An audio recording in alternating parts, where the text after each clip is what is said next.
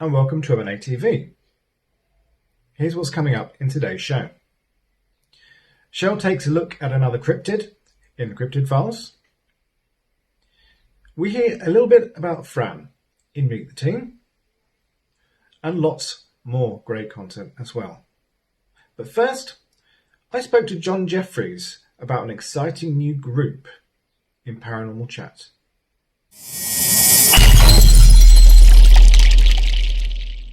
Hello everyone, and welcome to Paranormal Chat. Now today I'm going to have a little bit of a chinwag with a friend of ours, John Jeffries of ESN Paranormal. We're going to have a little chat about their new Facebook group and haunted objects. So here he is, John Jeffries.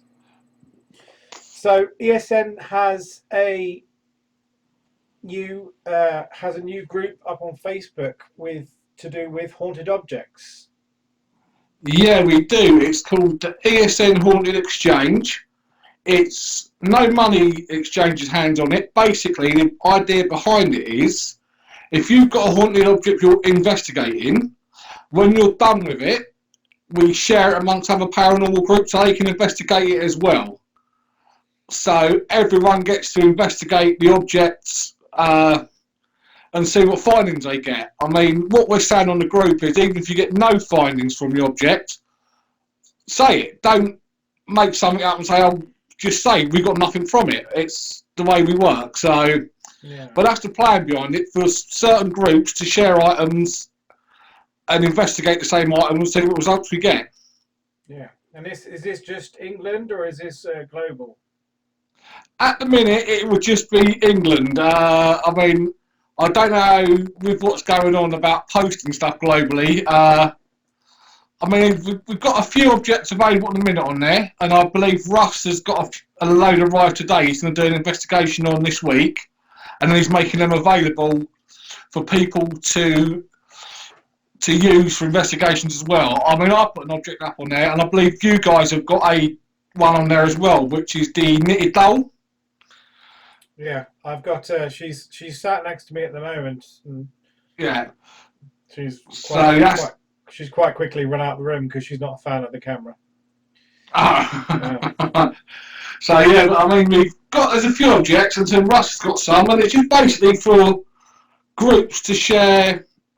During the lockdown, we want to do it where people can't go and investigate; they can investigate from home these items. So, but I said. It's an experiment. We don't know how well it's going to go or how well it's going to work. It's an experiment, and hopefully it will work, and people will get involved with it. It's just something to do to keep groups busy during this period. Yeah. So for the viewers at home, it's haunted objects like Mary here. Mary, it could be anything from a doll to maybe a World War knife that you picked up out of the ground. It could be absolutely anything. Haunted objects, vessels for spirits that have not moved on. So this is the idea to see if we can really confirm the hypothesis behind this and say, look, yeah, these things do exist.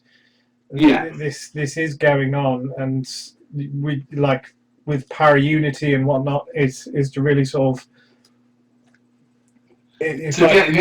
It's like a swap shop for allegedly haunted objects as such. Yeah. Between the groups. If that's the best way of describing it. I mean, the one I'm offering, it's I don't know what it's made of, but it's an elephant carving from Thailand. I've had it about 20 years. Now, I won't say too much about the feeling I get off it, or what feelings I've had off it, in case someone wants to take it and investigate it. So I don't want to influence the feelings I get off it. So, but yeah, I've got that available, and so if anyone's interested, join the group and see what's available. And also, it's about to discuss techniques with investigating these objects as well, how you would investigate them. Because you wouldn't investigate like you're investigating a ghost or a haunted place, because it's an object in your house. So there's ways to investigate them without slightly different. Yeah. So like speaking about haunted objects and haunted dolls. If you've seen Mary, and when we spoke about her to Yeah. BGH, um, uh, Birmingham Ghost Hunters. That is last night. We were on their podcast last night with Joanne. Um, if you had any experience, like obviously you have one, what experience with haunted objects or slash haunted dolls have you had? We've had a few. I mean, we've been to the Haunted Antique Paranormal Research Centre and experienced there with certain objects that we were drawn to. The main one was Tommy, which is a doll which Russ got given from an antique shop. A very old doll. Now, Russ and Izzy took it to a yurt of all places, went on holiday, this doll, Tommy, and they tried to cleanse it or move on whatever was inhabiting the doll. Now, Russ thought he had done it, but literally 2 minutes later in the live video, the doll's leg moved on its own. And it didn't fall. It wasn't like a drag. It actually physically moved. You could see like it had moved itself, like it was trying to get off the shelf. Oh dear. So immediately we're like, Russ, Tommy's not clean. Tommy's still got someone in there. Now Tommy currently lives at the Haunted Antique Centre. That's his new home. Ooh. So he lives there for all people to investigate, yeah. But yeah, the leg moved on that one. That was quite weird, just after he had done this thing. But yeah, Tommy's a bit of a creeper looking boy as well. In fact, he's our picture for the group, for the exchange group. That's Tommy in the car seat, baby's car seat in the back of Russ's car when I took him to the centre. Oh dear. Oh, when I go there, you'll have to give me a picture so I can. Oh, just ask Neil where Tommy is. Tommy will take you straight. Neil will take you straight to Tommy. I can't wait for that. Yeah, but you'll love the place. But no, I said the weird thing I did have. I wouldn't say it's a haunted object. This is to do with I used to suffer from sleep paralysis. Now, this is another subject we could go on. I won't go too deep in sleep paralysis. I've wrote articles on it. And when I went to Australia in 1999, I brought an original Aboriginal painting of. I'll try and get a picture of it because it's in my boys' room now. It hangs in my kids' room of a fruit bat. Now, with Aboriginal paintings, the trick is you have to tell the story to someone, and you pass on that story. So the story of the fruit bat is called Darug. He's a protector of dreams, so he keeps your dreams safe. And since I hung that picture in my bedroom, I've never since had an episode of sleep paralysis. Ever. And it's all from this little, it's got no bigger than 6 inches wide, this painting, of a fruit bat. Like an average style painting of a fruit bat. So not really a haunted or cursed object, but definitely an object that's got something attached to it. Yeah. For good, basically. Interesting. I'll have to look at that because that sounds. I mean, I don't suffer from it anymore. I mean, I used to. It was part of my fear of dolls, really. Where it came from is sleep paralysis, and something would end up trying to attack me, and I'd wake up every time it got like to my face. And see, yeah, there's all various ways it affects people, but that's another subject which would be good to do a whole discussion on. Yeah. With people's experience with sleep paralysis. But that will be a discussion for another time. So yeah.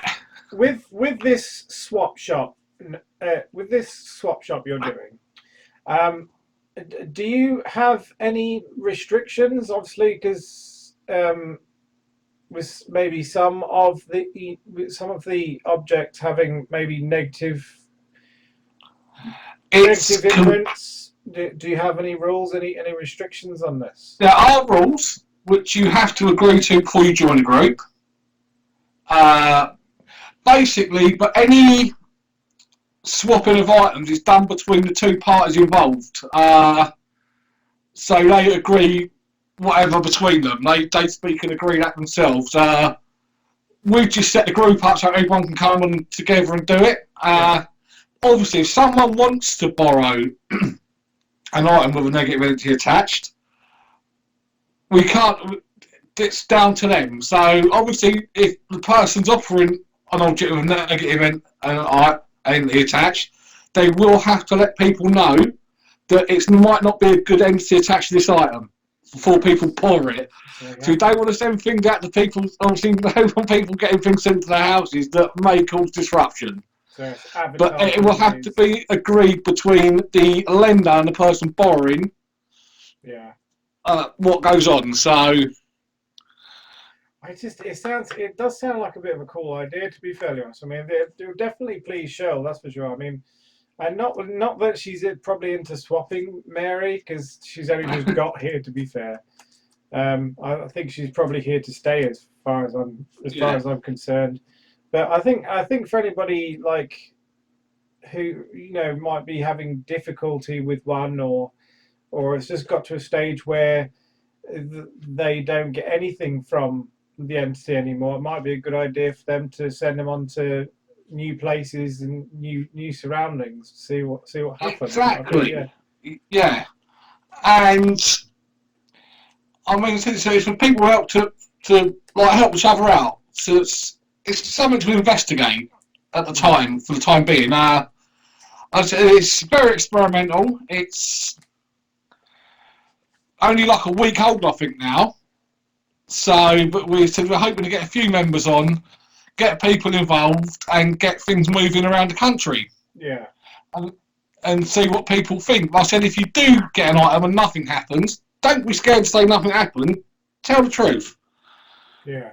If nothing happens with it, nothing happens with it. That's the way it goes. Don't embellish on it as such. Say, oh, we had this. If nothing happens, nothing happens. That's the way we look at it. So, because what some might not react the same way they do to certain people, right? An item that may affect one person may not affect someone else. If you know, so it all depends on the person as well, to whether they're successful to what that item's got in it or allegedly got in it. Yeah. Yeah. Are you going to be participating? Or are you going to see if you got anything you want to get out of it yourself? Well, I'm waiting. Once Russ has done some of the things he's got a load of old coins and stuff today that he's going to do. I'm going to get him to send a couple down to me, so I can look at them ones as well. I mean, yeah, I'll be participating and doing stuff on it as well. So. But that's going to be happening very soon once Russ has done his investigation on them. Then he's going to send a couple to me. I think he's got eight or nine objects, so he will have quite a few available. And they're only small objects; they're not big, so they're easy to send through the post. And hopefully that will get the ball rolling properly. Yeah, and so it is quite easy to participate. It doesn't have to be dolls or anything sizable. It can just be trinkets and such that have something attached to it. Exactly, I mean, it could be anything. It could be a stone or something that you perhaps feel odd about. Go to the stone tape theory as such. It could be a stone or something that you feel odd about, or as you said, an old watch, or even a picture that's been drawn that perhaps makes you feel uneasy, or you get something off of. Yeah. I'm not saying send crying boy pictures through the post so people with houses burned down, anything like that. Yes, it's haunted. Yeah.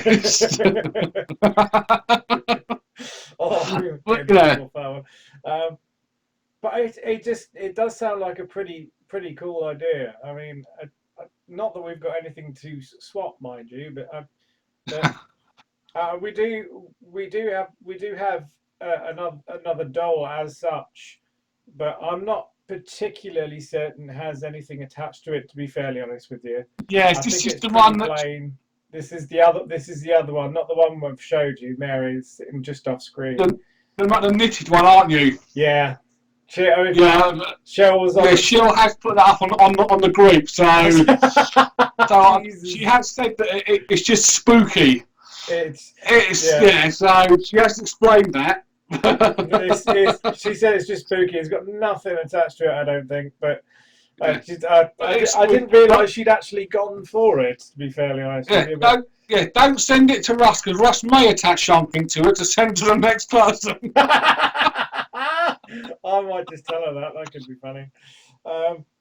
Because with Tommy, whatever it was affecting Tommy, he actually confined it to the doll and sealed it on the doll.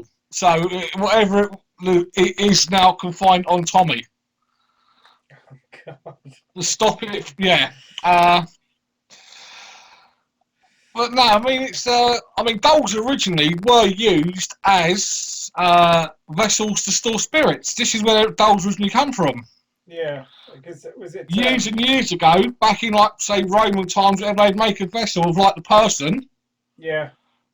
And I believe this is where voodoo dolls originated from, and things like that as well. It all goes back to these sort of pagan times and that, where they'd do these sort of binding ceremonies and whatever else. Well, it makes sense, doesn't it? It's got to originate from somewhere. I do know that I call it ensoling, I think it's called, and I know that my friend and teacher Rob is a sort of part of this world as well himself. So yeah, ensoling, because he ensouls like statues, like with energy and not necessarily with spirits, but with spiritual energy as well, sort of to make a connection with people, deities that he prays to and whatnot. So I get that. So that's what fascinates me as about it, is that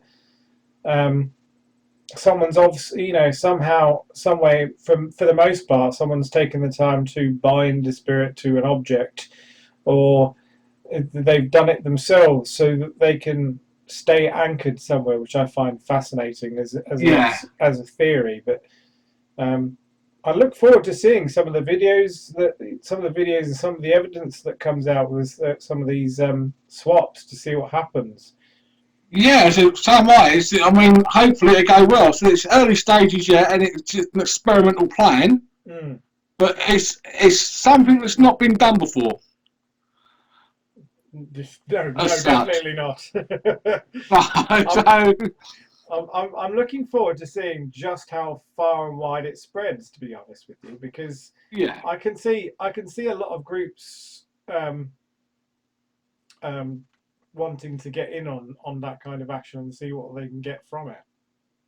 One of the main rules with the group is, if you do get involved in this, you do not use the objects sent to you for profit or for furthering your own reputation as such.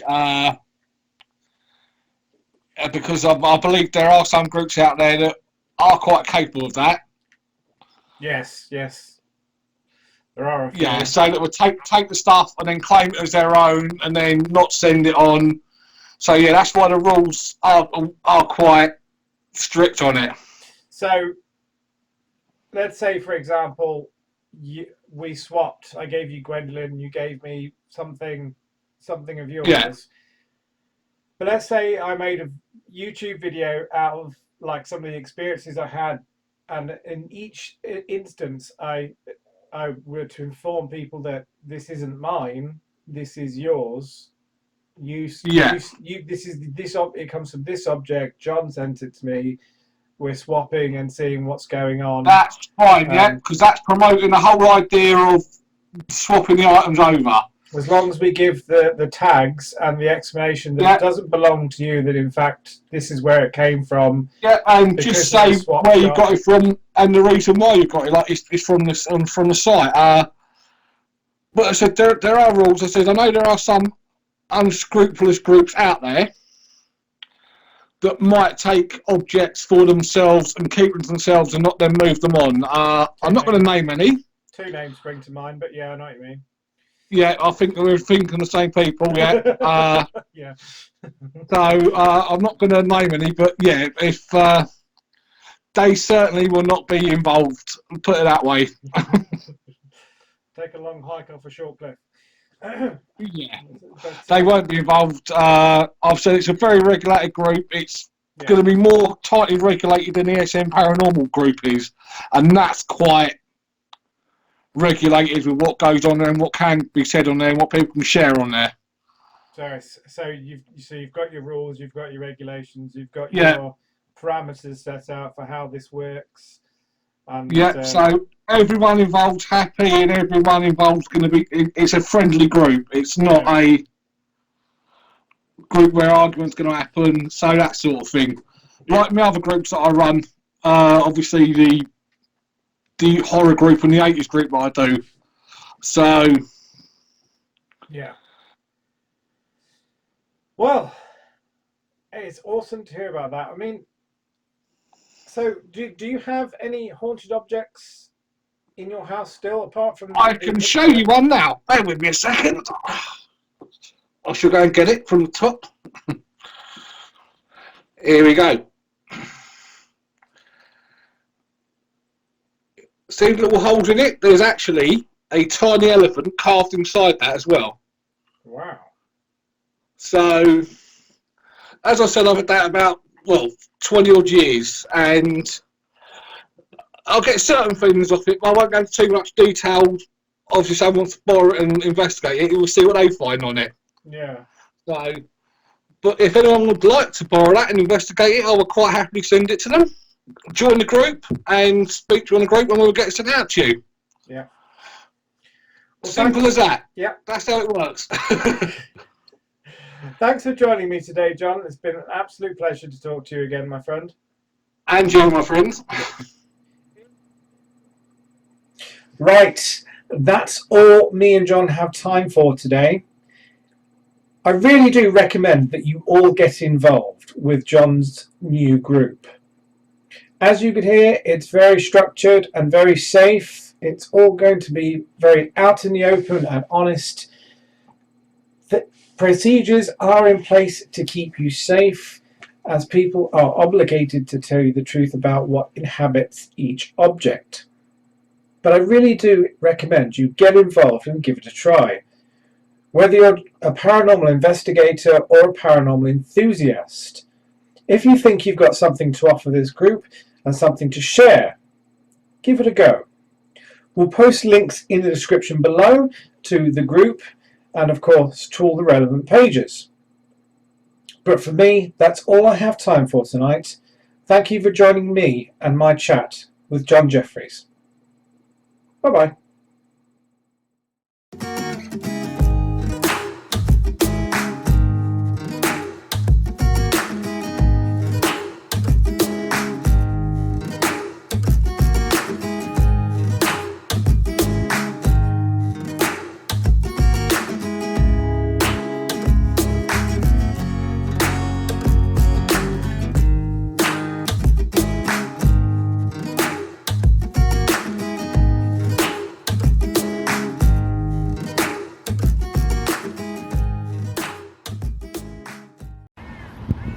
Hello, I'm Fran Norris and I'm the newest member of the Morris & Anderson Paranormal team. I was asked to join a couple of months ago after the team did an investigation at my shop in Shifnal. I have known Shell since we were around 9 years old, and I have known Jodie since secondary school. I've had an interest in the paranormal world since childhood. I've had several experiences that could not be explained scientifically, which lead me to believe that ghosts and spirits do exist. I've been a pagan for a number of years and I'm a practicing Wiccan. So I also do a lot of divination. I can read tarot cards. I can also do pendulum work, and I'm learning how to read runes. What else can I tell you about me? Obviously, the paranormal is not what I do for a living. I'm actually a tattoo artist and have been for nearly 10 years now. I've had my own studio in Shifnal called Awesome Source for nearly 7 years. I'm also an author, and last year published a book about my youngest child, Autumn, because she is a young transgender person, and she started her transition at the young age of 7 years old, which is a rather unusual case. So I decided to write a book about what it's like to raise a transgender child. I will pop some links up to that book at some point if someone wants to read it, but it's called Easter to Autumn, and is available from Amazon as a digital download or a paperback copy. And any money made from the book helps fund Autumn's journeys to and from London, which take place quite regularly for her to see psychologists as she progresses in her transition. But I don't want to spend all my time, promoting my book. I'd also like to tell you a bit more about what makes me who I am. So, I have a lot of interests and hobbies. A lot of them are to do with art, because obviously I have to be creative to do what I do as a living. I tend to do jewellery making and other things to keep me occupied in my spare time. So, and a lot of my creations tend to appear in my shop as well. So when I'm not being creative, I dance. I do belly dancing. I've been belly dancing for around 5 years now, and it's something that I really do enjoy doing, and I used to be part of a small troupe, and I'm trying to kind of get back into it a bit more at the moment. Obviously with the lockdown, that is stopping me attending classes and things, but I'm trying to do little bits at home when I can, even if I'm just in the kitchen doing the washing up, giving a bit of a shimmy. So enough about me. I think you probably know more about me now than my own partner does, so I do have a partner, and we've been together for 4 and a bit years, and between us we have 5 beautiful children. So, as I said, enough about me. Let's get on with the rest of the show.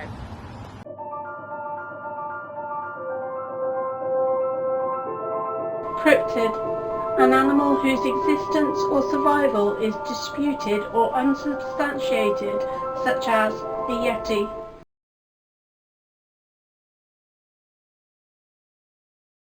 In North American folklore, Bigfoot or Sasquatch are said to be hairy, upright walking, ape-like creatures that dwell in the wilderness. Descriptions often portray them as missing link between humans and human ancestors.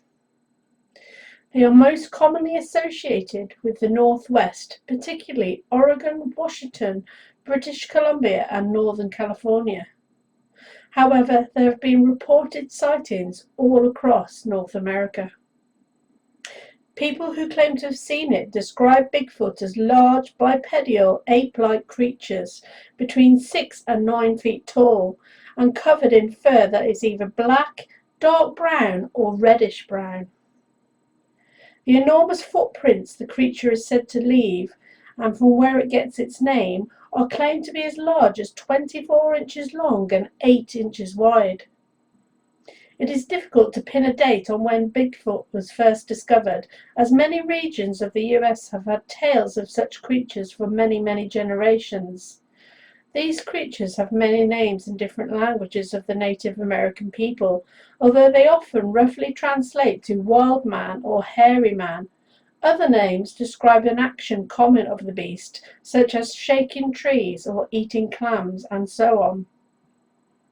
In some of these stories, the creatures are more threatening than today's stories. Some are said to come and carry away any human that calls their name and kill them.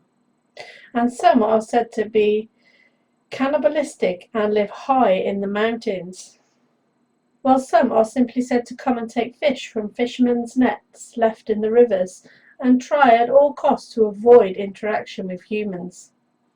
About 1/3 of all Bigfoot sightings occur in the Pacific Northwest, with the remaining reports spread throughout the rest of North America.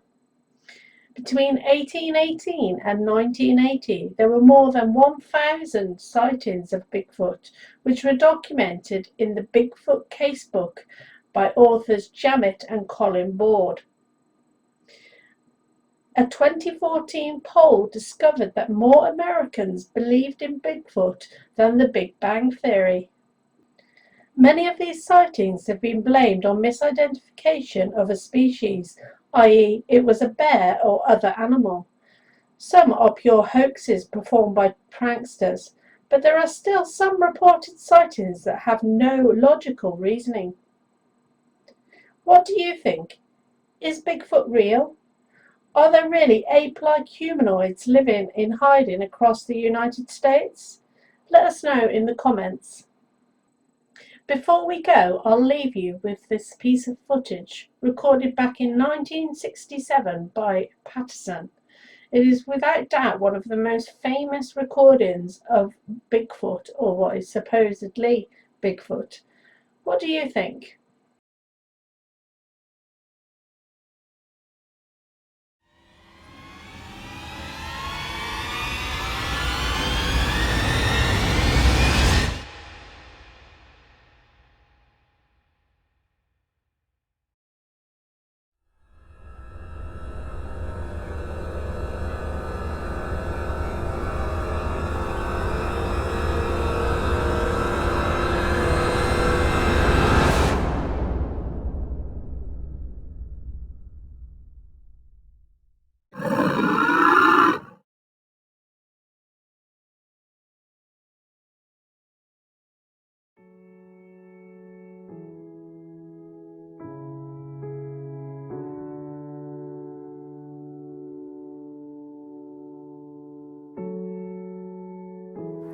Crystal grids are a powerful tool, using energy to manifest desires, goals, and intentions.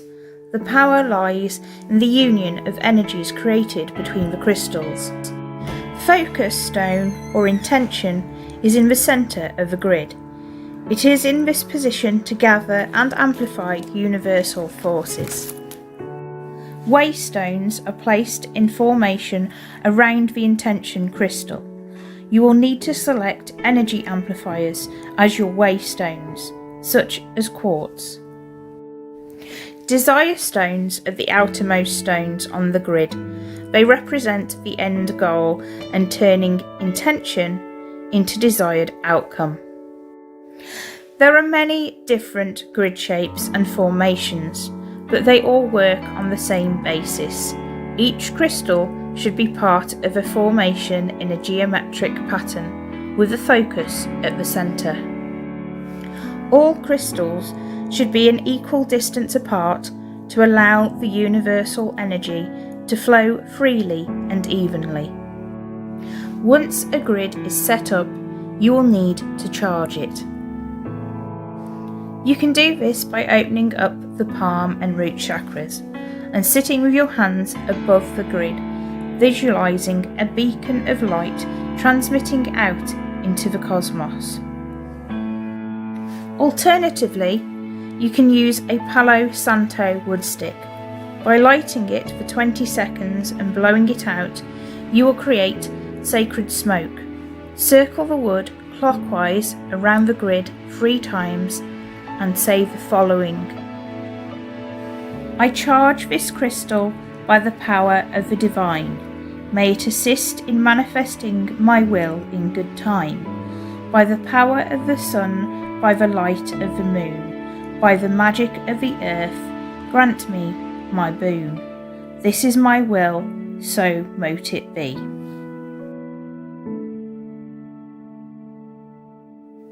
Crystal grids should be cleansed and refreshed at least once a month to help them keep working.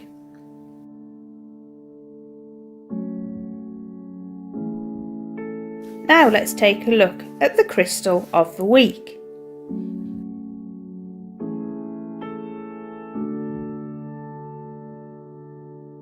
Amethyst is a natural tranquilizer. It relieves stress and strain, soothes irritability, balances mood swings, dispels anger, rage, fear, and anxiety. Amethyst can also alleviate sadness and grief and dissolve negativity. It can help in combating addictions. An amethyst activates spiritual awareness, opens intuition, and enhances psychic abilities. Thanks for tuning in, and I'll see you next week. Love and light.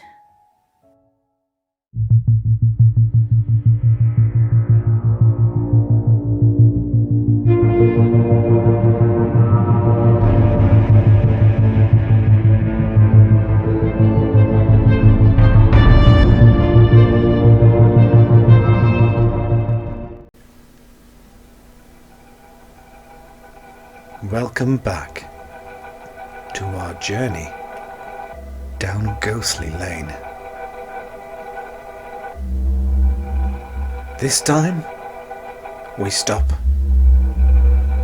at our investigation at Wenlock Edge Woods. A night that is sure to give us a fright or two and teach us some valuable lessons.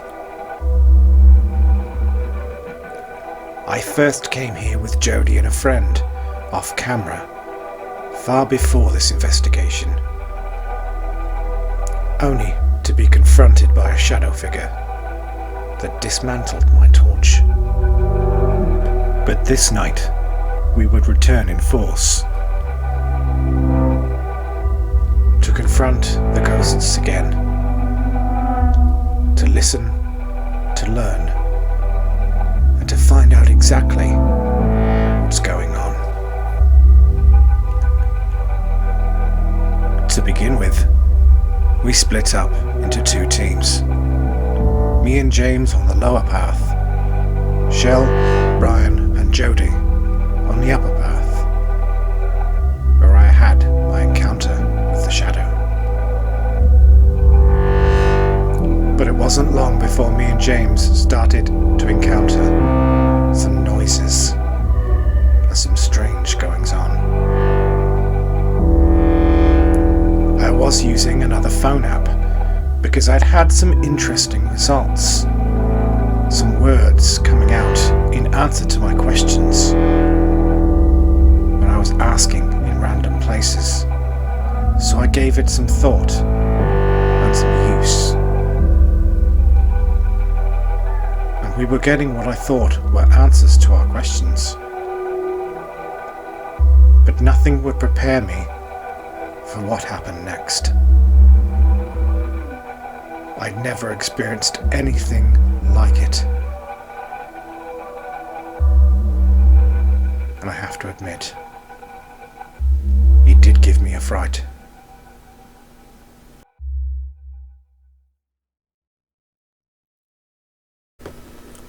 Still suffering from malfunction and battery drain, we pressed ahead. Trying to find out what was going on, I was attempting to use the phone app to see if I could still get a legitimate result. But in doing so, I lost focus on what was going on around me, and something incredible happened. As me and James moved on down the path, we reached an intersection, and behind me, a gallop approached me and stopped directly behind me. Both me and James felt it together. It was that powerful. Safe to say, I went back for the others. We regrouped, told our story, and went back in force to find out what had happened and why. Returning to the scene of of the event. We tried to see if we could now pick up the activity on camera. Despite our efforts, we would never get the same sort of activity again. But it didn't take away from the interest of the night and the activity we got.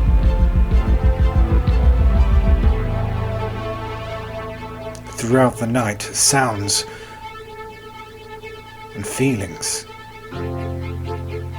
would continue to surround us. So we pressed forward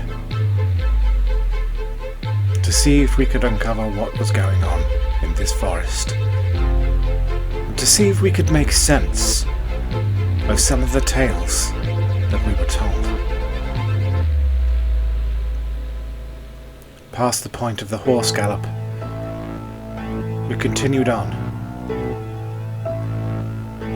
only to keep encountering strange noises and strange feelings and continual battery drain.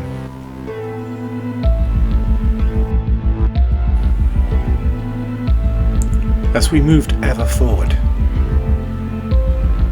we started to realise that some of the goings on was just noises of the forest, wildlife. Farmyards nearby would mean that maybe sheep or cattle were outside.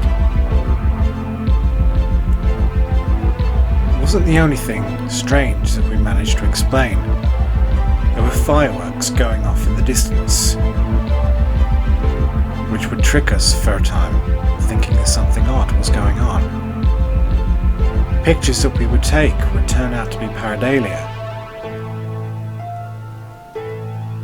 But that doesn't say that everything that was going on was explainable. As we continued to record and experiment, to observe and listen. Although the K2 isn't going off in my hand, we still felt like we were getting close to something.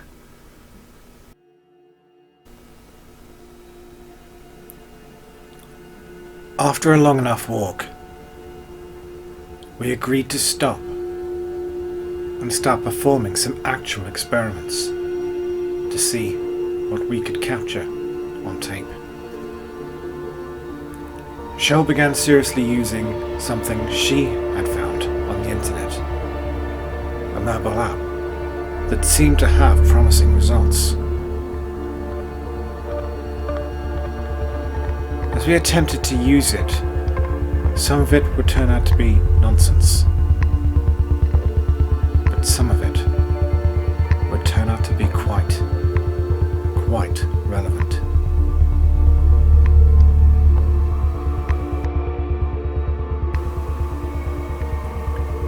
As we continued our experiment, it became more apparent that something was going on.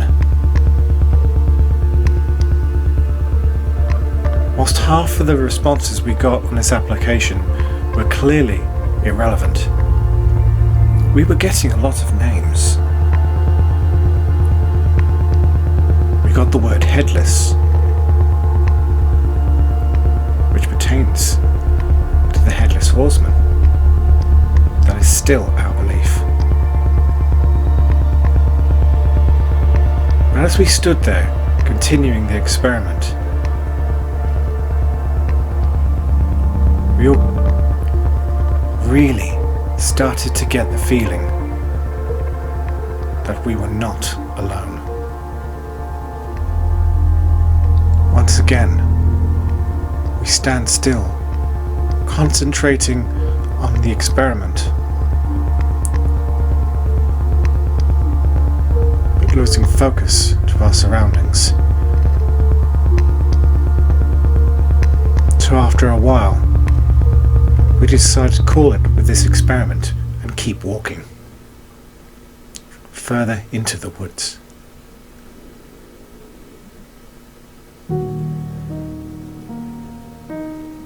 which would prove to be interesting.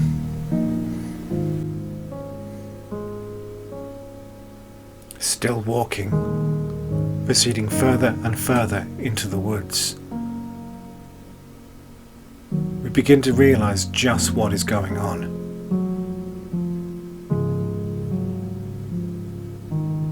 We begin to realize that not everything that's happening is just wildlife.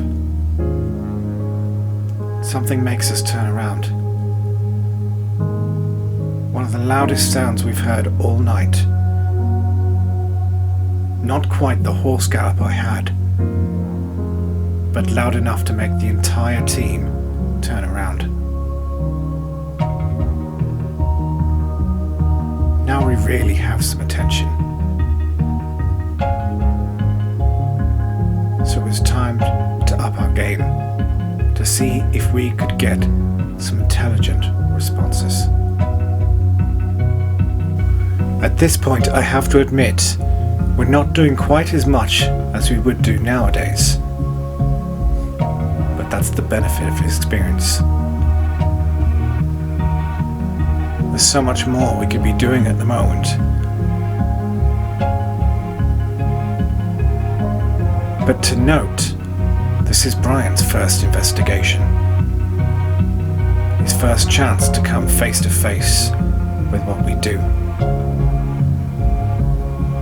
Handling it well and doing an excellent job at recording as much as he can. He's trying to pay attention to his surroundings.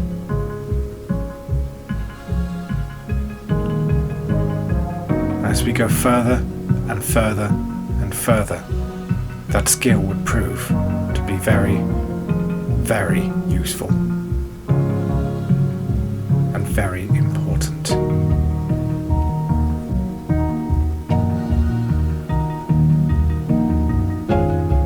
It's time to up our game.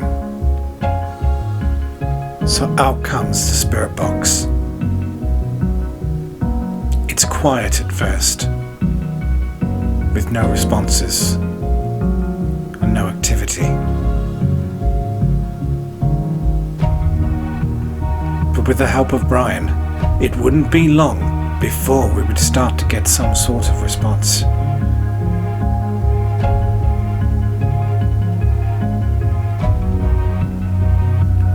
We've decided to make our way back. We snap back around and start going back the way we came. We felt it wasn't the distance we could walk, but certain locations within the forest that perhaps had more activity than the rest of it.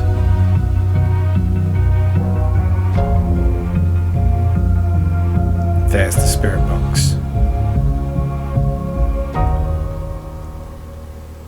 We started off whilst we're walking, so we can hear the responses as we go. This was an attempt to see where the activity was located.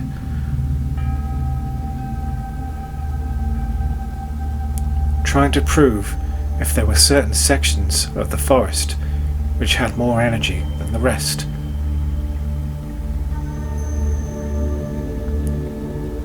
This was when some of our more incredible evidence would come forward. It would become apparent that something was different about this forest. We would be asked to leave. When told why, it would give us the impression that it was dangerous to be here. The words headless horseman would actually come out of the spirit box. As you might be able to tell, I have my rosary beads in my hand, now feeling that they are very, very necessary. I feel like something is dreadfully wrong.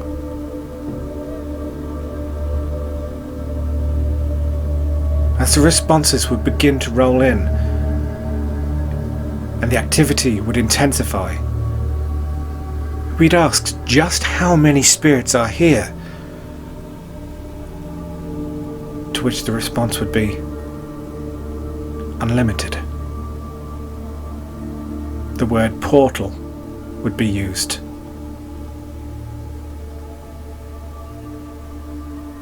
As you can see, we are quite hurriedly making our way back, thinking of bringing the investigation to an end. We're at the end of the path, near the car parks. But the spirit box hasn't stopped. Still talking to us, spitting out responses, still asking us to leave. We continue our questions and try to get as much out of the spirit box as we can, trying to find out what's going on and why they want us to go so badly. So we would try a few more times to ask it questions and see what they would tell us. But suffice to say, they only had a few more things to say to us, and one of them we managed to capture in conjunction with a hit on the K2, which was right next to it. But after that, the spirit box and the K2 went very quiet. That brings us to the end of this part of our journey down Ghostly Lane. Join me next time for some more adventures and more scares.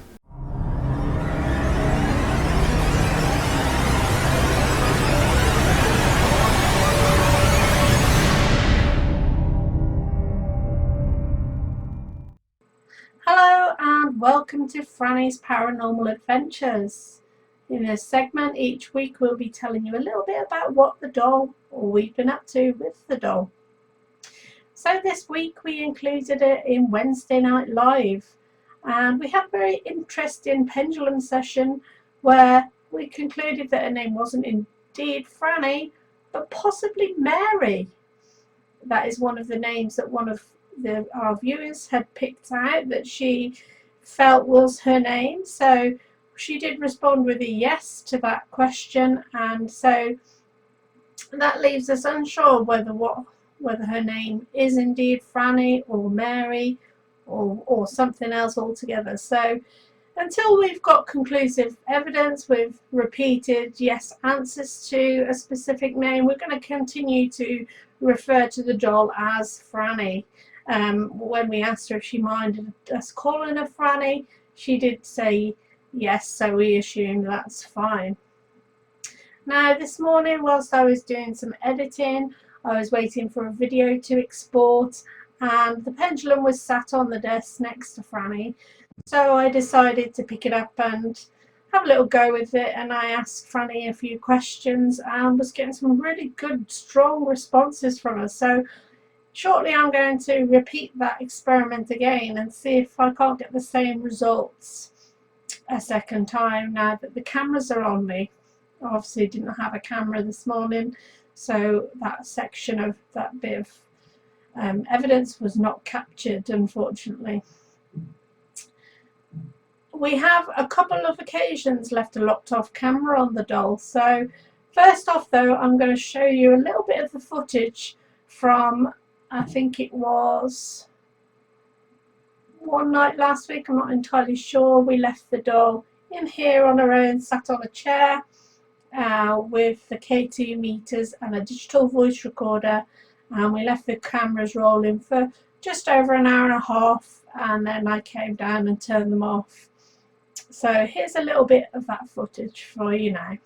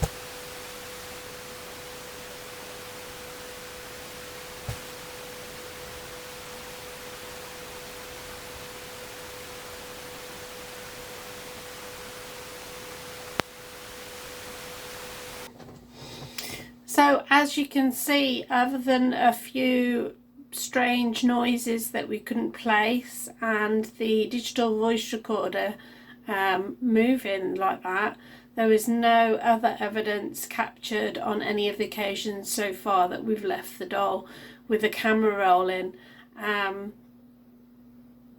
We will continue to do that though every now and again. Just she's only been with us a short time, so she's still trying to get used to us. But that was really strange, the way that digital voice recorder moved like that. So yeah, so I'm going to give Pendulum another try now and see if I can get any answers from her. I'm going to concentrate on what the doll's name is, because I think it's important that we find out for sure her name, because we don't want to keep calling her by something that is wrong. So I'm going to concentrate today on asking her what her name is. So bear with me, because I'm not the best on Pendulum. I try my hardest to keep it still as possible, but I might have to find something to lean on here so I can keep nice and still. Okay, I'm just going to adjust the camera slightly so it can see. That's better. Okay.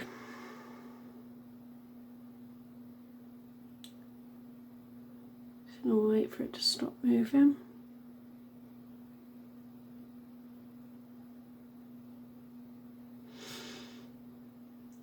So, to the spirit in the doll, we've had a little chat this morning. I always come and say hi to you when I come into the room, and I'd like, if possible, for you to talk to me using this pendulum. So first off, can I ask you to show me your yes response, please?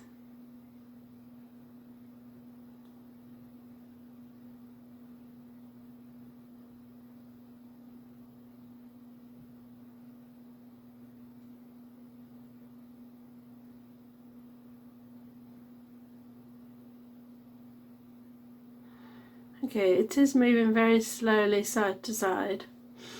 And now, Franny, or whatever your name is, could you show me a no response? And that has changed straight away to forwards and backwards. So that's the same directions that I got it to go the last time. So I think from now on I'm just going to assume that when it's side to side it's yes, and forward and backwards for myself is no. So, okay, is your name Franny?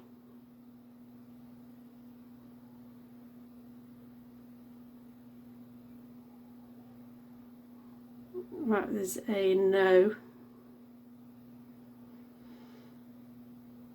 And is your name Mary?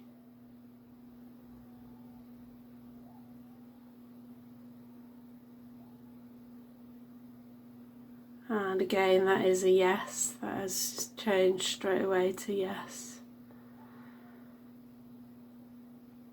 Thank you. I mean, the pendulum was swinging quite a lot more than it is now this morning, the last time I tried, so I'm guessing some days she's probably more powerful or has more energy to use than other days, or maybe I've had more energy that day than I do today. So Mary, can I ask, were you 11 when you passed on, when you died?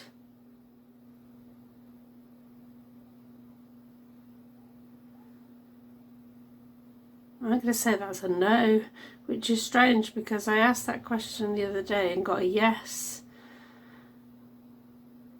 But that's a definite no.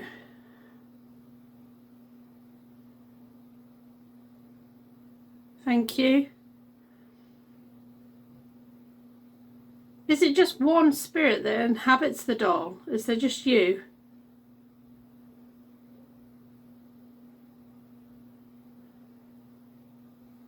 And that is a yes.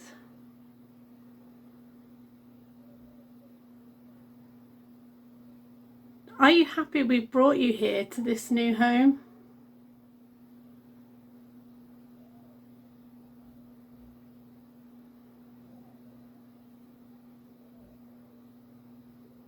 I'm going to say you're a little bit unsure.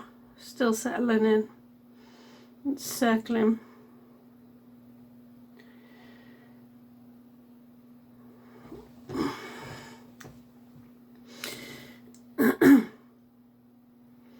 Do you think we could try some other methods to communicate with you?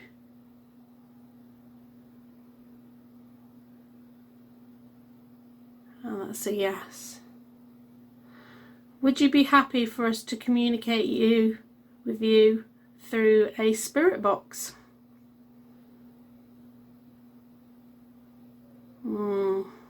Unsure. Would you be happy for us to communicate with you through a spirit board or Ouija board?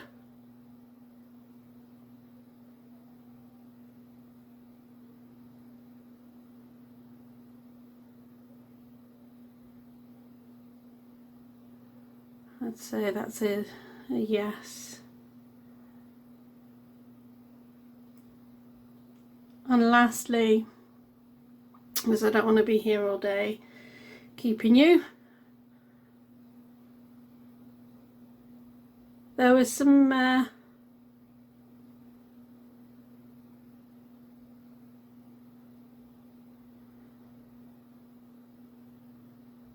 would you like to come on some investigations with us to some haunted locations?